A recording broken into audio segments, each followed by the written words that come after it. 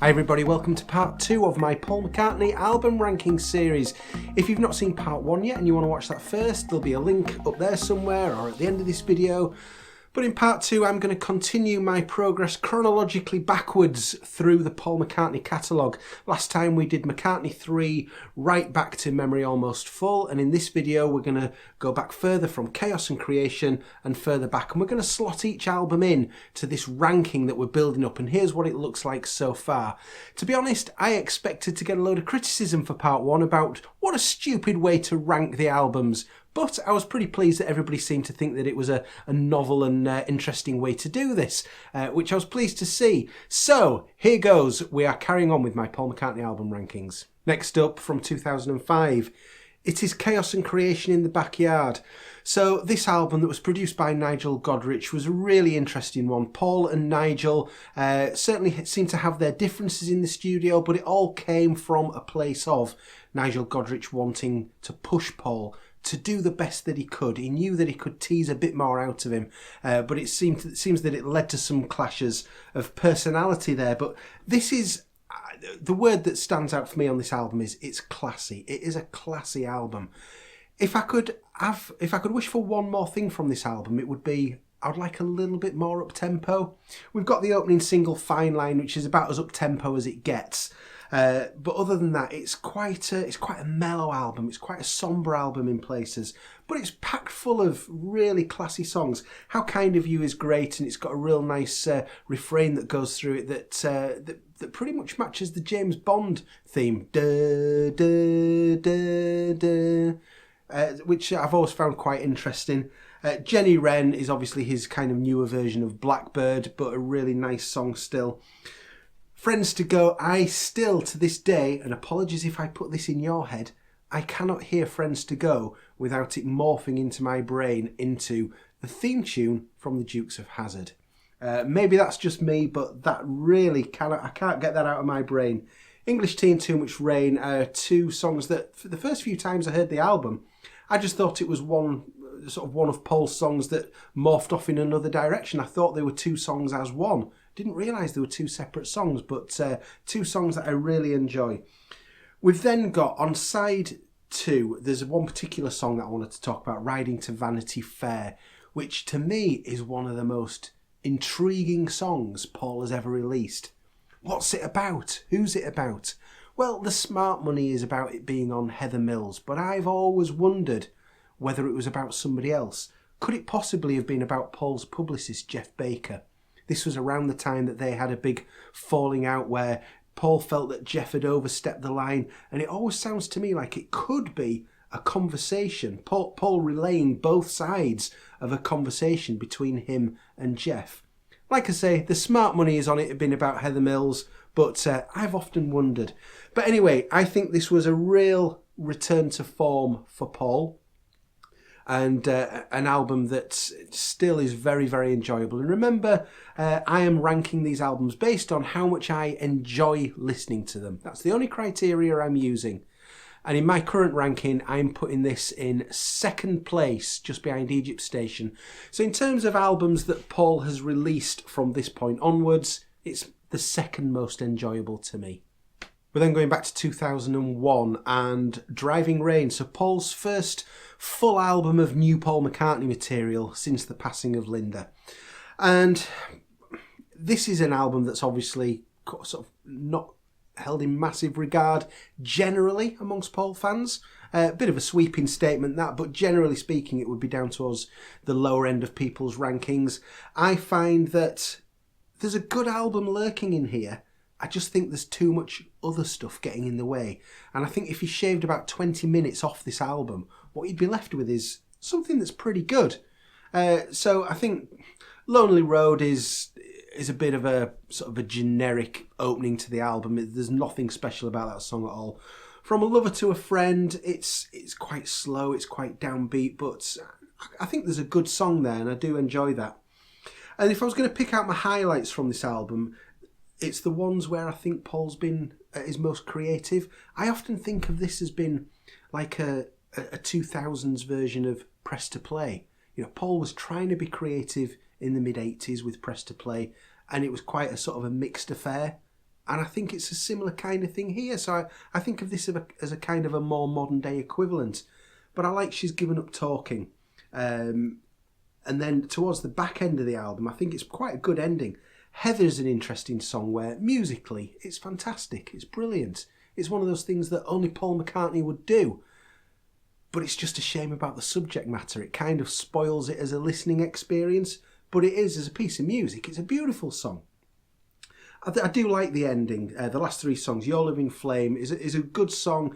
I really like the live version that he was doing around this time that's on the Back in the World and Back in the US albums. It's a little bit faster in tempo, and I think that helps the song, but it's a good Paul McCartney ballad. Riding into Jaipur, nice sort of Indian-influenced kind of song, which is always good to hear Paul do, not that he does it very often. And Rinse the Raindrops at the end is just a mad sort of 10-minute live wig out, which is a lot of fun. But I think there's a lot of other stuff I could do without on this album. So in terms of enjoyment, it's going to be going towards the bottom reaches of my ranking. I'm going to be putting it currently in 7th place, just above Kisses on the bottom. But really, I'm focusing on that stuff that I like on here. Otherwise, I would have had it bottom at the moment.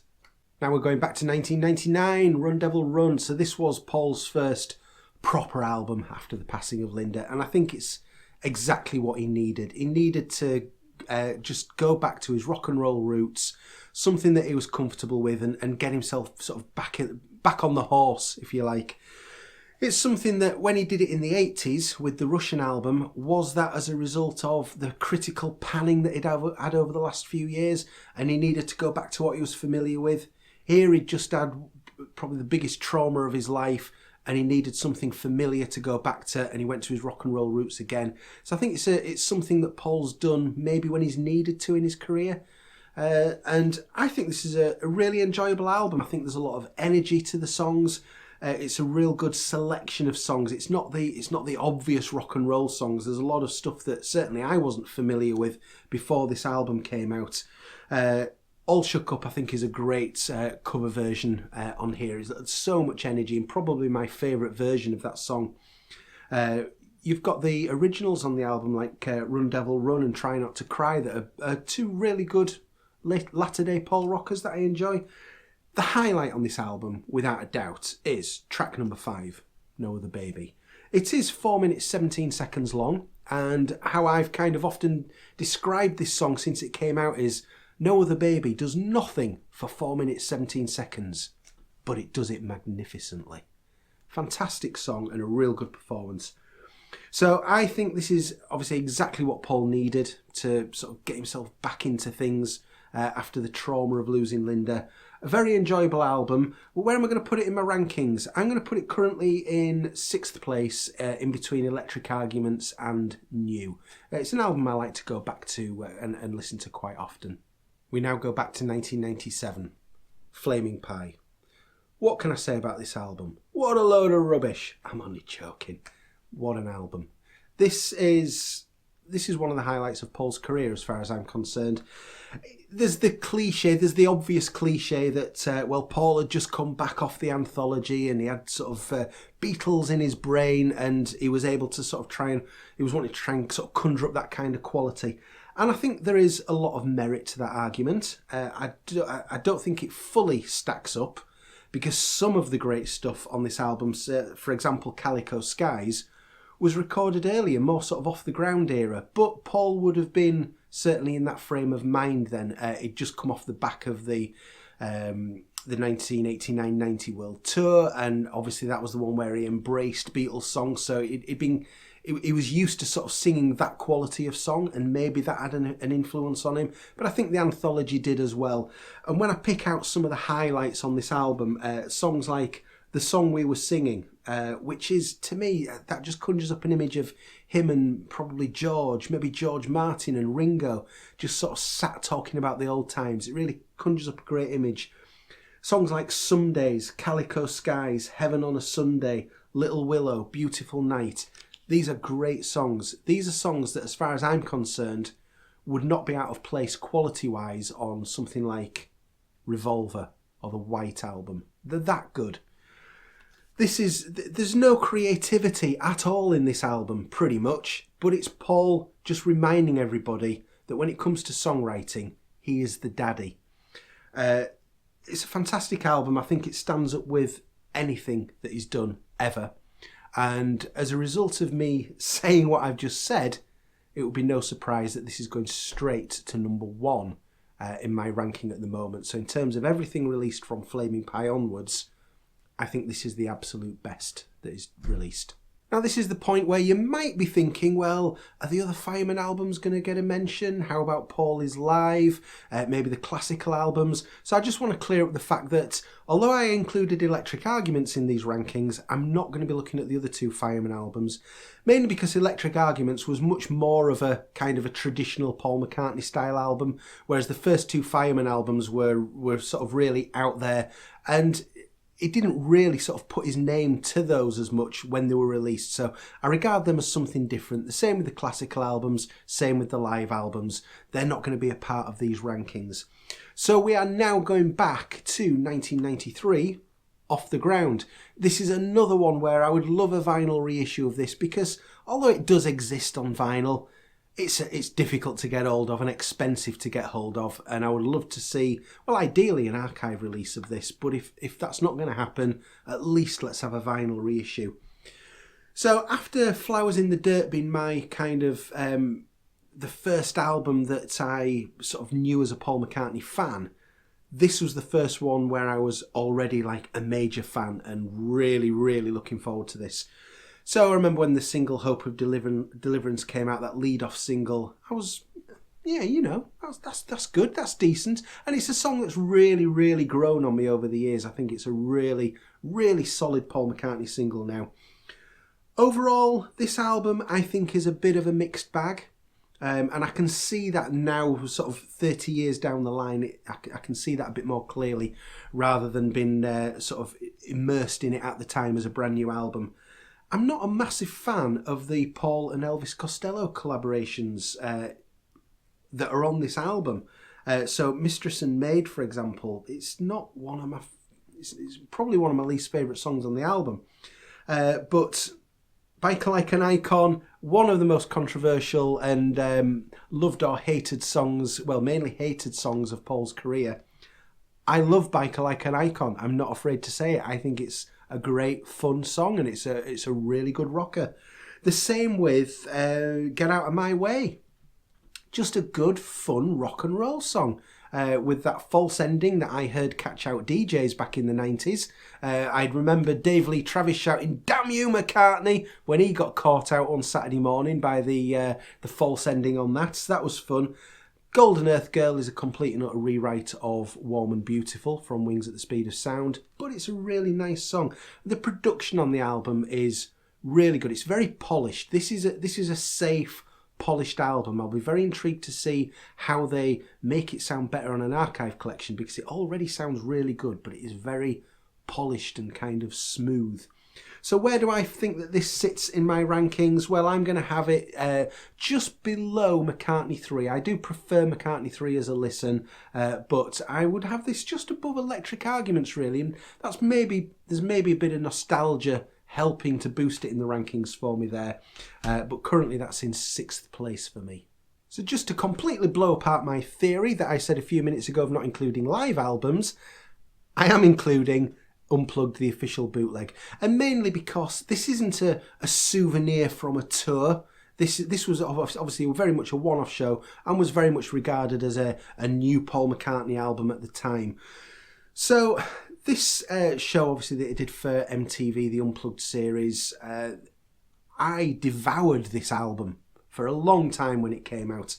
And I do really enjoy the fact that, for example, we've got I Lost My Little Girl on here, so the first song that Paul ever wrote. And there's some really nice live versions, and I like the fact that they've kept in like the false intro to We Can Work It Out, where he gets the words wrong. So, you know, this is all very informal. We'll just start again. I like the fact that they kept all those kind of things in. Really nice sort of slowed down version of Every Night that's good. I like... That Would Be Something on here, where they do it very much as like a kind of a slide guitar kind of arrangement. Blackbird, again, great to hear him do that live, because that wasn't something that up until this point I'd certainly never seen Paul do that live. He'd not done it during the 89-90 tour, for example, and tours previous to that were back before my time, so that was really nice to see. I like the fact that he switches it round a bit and he goes on drums for Ain't No Sunshine and lets Hamish take the lead vocals, which is good.